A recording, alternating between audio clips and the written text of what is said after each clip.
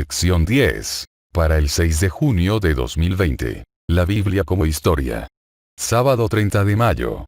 Para memorizar. Yo soy Jehová tu Dios, que te saqué de la tierra de Egipto. Éxodo 22. También Deuteronomio 5:6. La Biblia está constituida en la historia. La historia bíblica avanza en dirección lineal desde un principio absoluto, cuando Dios creó todas las cosas, hasta una meta final, cuando restaurará la tierra en la segunda venida. La naturaleza histórica de las Escrituras es una característica que la distingue de los libros sagrados de otras religiones. La Biblia da por sentada la existencia de un Dios que actúa personalmente en la historia. No intenta probar esa existencia. En el principio, Dios habla, y se crea vida en la tierra. En Génesis 1:31. Él llama a Abraham a salir de los caldeos. Libera a su pueblo de la esclavitud de Egipto.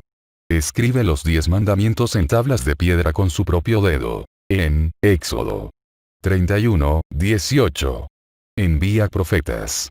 Envía juicios. Llama a su pueblo a vivir y compartir su divina ley y el plan de salvación con otras naciones.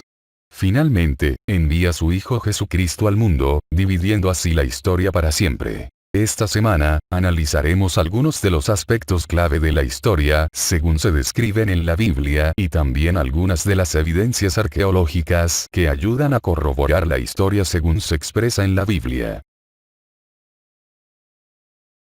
Lección 10. Domingo 31 de mayo. David, Salomón y la monarquía. Las monarquías de David y de Salomón representan la edad de oro en la historia de Israel. Pero, ¿y si David y Salomón no existieron, como algunos afirman? ¿Qué pasaría si su reino no fue tan vasto como la Biblia lo describe, como algunos también afirman? Sin David no habría Jerusalén, la capital de la nación. Segunda de Samuel 5, 6, 10. Sin David no habría templo construido por su hijo, Salomón. Primera de Reyes 8, 17, 20. Finalmente, sin David no habría un futuro Mesías, porque es a través del linaje de David que se promete un Mesías. Jeremías 23, 5, 6. Y Apocalipsis 22, 16. La historia israelita tendría que reescribirse completamente. Sin embargo, esa historia, según leemos en las Escrituras, es precisamente la que le da a Israel y a la Iglesia su función y su misión únicas. Lee Primera de Samuel 17. ¿De qué manera Dios le da una victoria decisiva a Israel? ¿A quién se usa para esta victoria?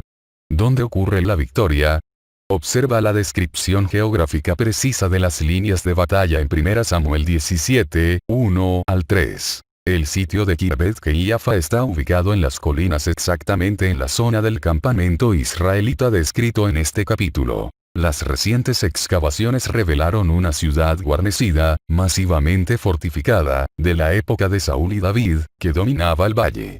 Se excavaron 2 puertas contemporáneas. Como la mayoría de las ciudades del antiguo Israel tenían una sola puerta, esta característica puede ayudar a identificar el sitio como Saaraim. Primera de Samuel 17, 52, que en hebreo significa 2 puertas. Si es así, entonces hemos identificado por primera vez esta antigua ciudad bíblica. En 2008 y 2013, se encontraron 2 inscripciones que muchos creen que representan la escritura hebrea más antigua que se haya descubierto. La segunda inscripción menciona el nombre Esbaal, el mismo nombre de uno de los hijos de Saúl. Primera de Crónicas 9, 39. En 1993, las excavaciones en la ciudad norteña de Tel Dan descubrieron una monumental inscripción escrita por el rey Hazael de Damasco, quien registra su victoria sobre el rey de Israel y el rey de la casa de David. Esta es la misma forma en que se describe la dinastía de David en la Biblia, lo que añade una evidencia arqueológica muy poderosa de que David existió en la historia, exactamente como lo dice la Biblia. Piensa en las implicaciones de lo que significaría para nuestra fe si, como dicen algunos, el rey David no hubiese existido en realidad. Lección 10. Lunes 1 de junio. Isaías, Ezequías y Sennacherib. Lee Isaías 36, 1 al 3. E Isaías 37, 14 al 38. En este relato de una campaña asiria masiva contra Judá, ¿cómo libera Dios a su pueblo? En 701 a.C., Sennacherib hace campaña contra Judá. El relato se registra en las escrituras. El mismo Sennacherib también lo registra de varias maneras. En sus anales históricos, descubiertos en la ciudad capital de Nínive, alardea 46 de sus de Ezequías fuertes ciudades amuralladas e innumerables pueblos más pequeños en los alrededores sitié y conquistí. En el palacio de Sennacherib, en Nínive, celebra su derrota de la ciudad judía de Laquis, cubriendo las paredes de una sala central del palacio con representaciones en relieve del asedio y la batalla contra la ciudad. Las recientes excavaciones de Laquis han descubierto los escombros de destrucción masiva de la ciudad después de que Sennacherib la incendiara. Pero Jerusalén se salvó milagrosamente. Sennacherib solo puede presumir de esto. En cuanto a Ezequías el judío, lo encerré en su ciudad como un pájaro en una jaula.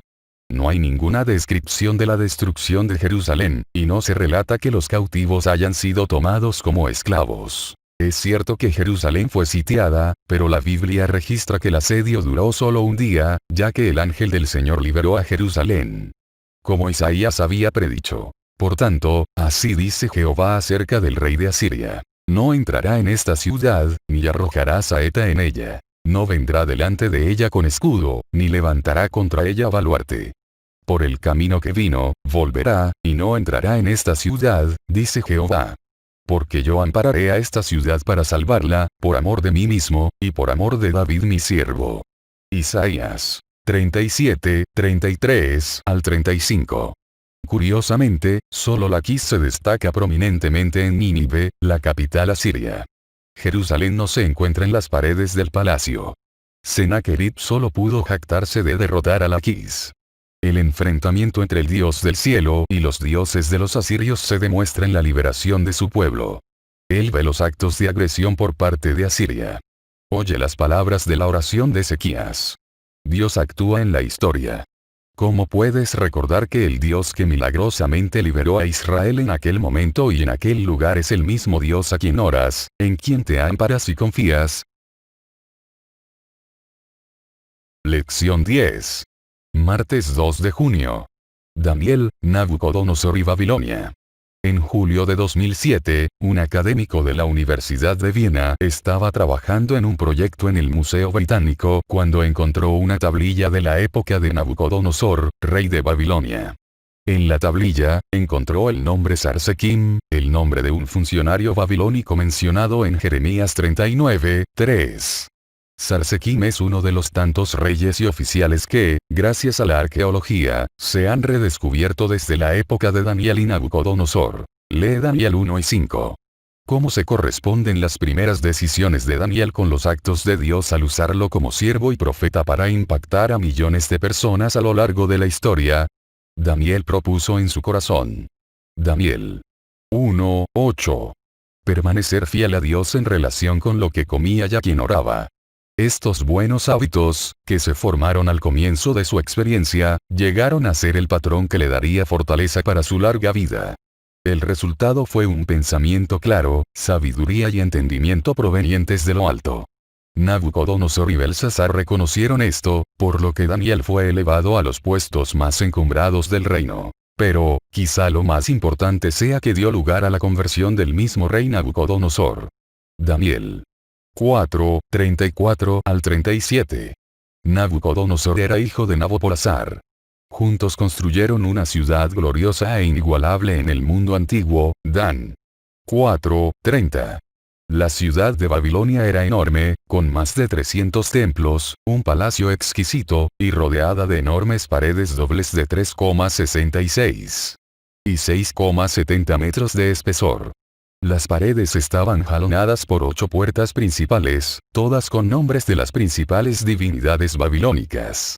La más famosa es la puerta Ishtar, excavada por los alemanes y reconstruida en el Museo de Pérgamo, en Berlín. En Daniel 7, 4, se describe a Babilonia como un león con alas de águila. El camino procesional que conduce a la puerta Ishtar está recubierto con imágenes de 120 leones.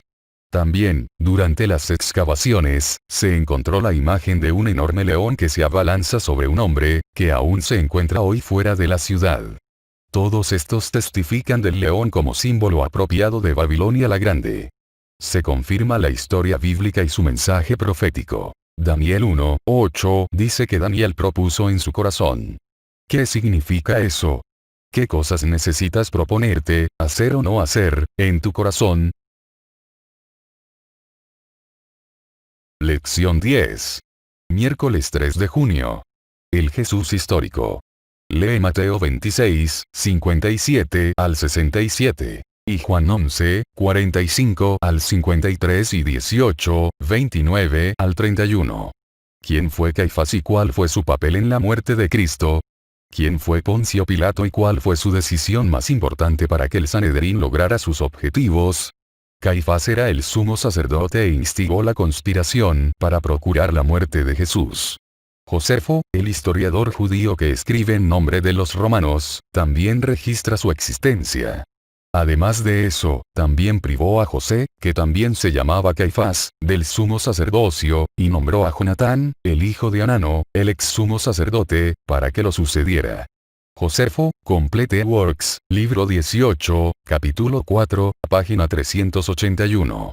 En 1990, se descubrió una tumba familiar al sur de Jerusalén que contenía 12 osarios o cajas de huesos. Las monedas y la cerámica de la tumba datan de alrededor de mediados del siglo I después de Cristo. El más adornado de los osarios, con múltiples grupos de huesos, contiene el nombre de José, hijo de Caifás. Muchos eruditos creen que esta fue la tumba y la caja de huesos de Caifás, el sumo sacerdote que participó en forma tan directa de la muerte de Jesús. En 1961, se halló una inscripción con el nombre de Poncio Pilato, prefecto de Judea bajo el emperador Tiberio, en una piedra del teatro de Cesarea Marítima. Por lo tanto, en ambos casos, la historia corrobora algunas de las principales figuras que rodearon la muerte de Cristo. Los historiadores seculares de los dos primeros siglos también hablan de Jesús de Nazaret. Tácito, el historiador romano, escribió de Cristo, su ejecución por parte de Poncio Pilato durante el reinado de Tiberio, y los primeros cristianos en Roma.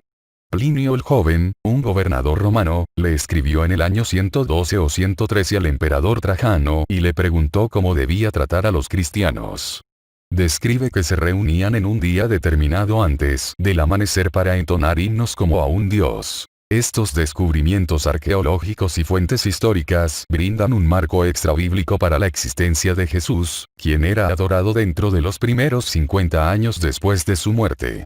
Los mismos evangelios son las fuentes principales de información sobre Jesús, y debemos estudiarlos cuidadosamente para aprender más de Jesús y su vida.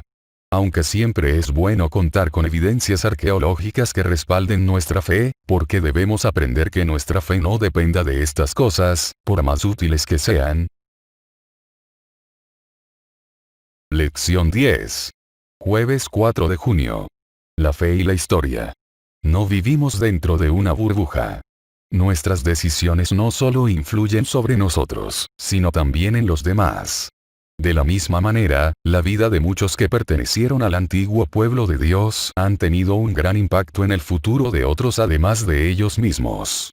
En Hebreos 11, ese famoso capítulo de la fe, vemos una síntesis de la influencia de muchos de estos antiguos héroes de la fe. Lee Hebreos 11, 1 al 40. ¿Qué lecciones podemos aprender de estos antiguos héroes al estudiar su vida? Enoc, Noé, Abraham, Sara, José, Moisés, Rahab y Sansón. La fe no es simplemente creer en algo o en alguien. Es actuar en respuesta a esa creencia. Es una fe que obra. Esto es lo que se cuenta como justicia. Son esos actos de fe los que cambian la historia. Cada uno de estos actos depende de nuestra confianza en la palabra de Dios. Noé actuó con fe cuando construyó el arca, confiando en la palabra de Dios por sobre la experiencia y la razón. Como nunca había llovido, la experiencia y la razón sugerían que un diluvio no tenía ningún sentido. Pero Noé obedeció a Dios, y la raza humana sobrevivió. Abraham, entonces llamado Abraham, dejó Ur en el sur de Mesopotamia, la ciudad más sofisticada del mundo en ese momento, y salió sin saber a dónde lo llevaría Dios. Pero él eligió actuar según la palabra de Dios. Moisés eligió hacerse pastor para guiar al pueblo de Dios a la tierra prometida en lugar de convertirse en el rey de Egipto, el imperio más grande de su época. Confió en la voz del Todopoderoso, que lo llamó desde la zarza ardiente. Rahab decidió confiar en los informes de liberación de Dios, protegió a los 2 espías y se convirtió en parte del linaje de Jesús. Cuán poco sabemos acerca de cómo nuestras decisiones influirán en la vida de innumerables personas en esta generación y las que vendrán. ¿Qué decisiones cruciales son inminentes para ti? ¿Qué influye en tus decisiones, y por qué? Lección 10. Viernes 5 de junio. Para estudiar y meditar. Lee Elena de White, Patriarcas y Profetas, David y Goliat, páginas 631 a la 636. Profetas y Reyes, Ezequías, páginas 245 a la 251. Librados de Asiria, páginas 259 a la 271. La Biblia es la historia más antigua y abarcadora que poseen los hombres. Nació de la fuente de la verdad eterna y una mano divina ha preservado su pureza a través de los siglos. Ilumina el lejano pasado en el cual en vano trata de penetrar la investigación humana. Solamente en la palabra de Dios contemplamos el poder que puso los cimientos de la tierra y extendió los cielos. Solo en ella hallamos un relato auténtico del origen de las naciones. Solo en ella se da una historia de nuestra raza, libre de prejuicios u orgullo humanos. El que tiene un conocimiento de Dios y de su palabra tiene una fe que está asentada en la divinidad de las sagradas escrituras. No mide la Biblia a la luz de los conceptos científicos. Al contrario, somete esos conceptos al escrutinio de la norma inequívoca. Sabe que la palabra de Dios es la verdad, y la verdad nunca se contradice a sí misma. Lo que de la enseñanza de la presunta ciencia contradice la verdad de la revelación de Dios es mera conjetura o suposición humana. Para los que son verdaderamente sabios, la investigación científica abre ante ellos un vasto panorama de estudio e información. Preguntas para dialogar. 1. Desarrollen la pregunta formulada al final del estudio del miércoles. Sí, es bueno encontrar evidencias arqueológicas que confirman la historia bíblica. Pero ¿qué sucede cuando se encuentran evidencias arqueológicas cuya interpretación contradice la historia bíblica? ¿Qué debería decirnos esto sobre el hecho de que debemos depender de la palabra de Dios como tal y confiar en ella independientemente de las afirmaciones de la arqueología o de cualquier otra ciencia humana? 2. Piensa en todas las profecías bíblicas que, desde la perspectiva actual, podemos ver que se han cumplido en el pasado. Piensa, por ejemplo, en la mayoría de los reinos de Daniel 2 y 7. ¿Cómo podemos aprender de estas profecías que se han cumplido en la historia, y confiar en el Señor acerca de las profecías que aún están en el futuro?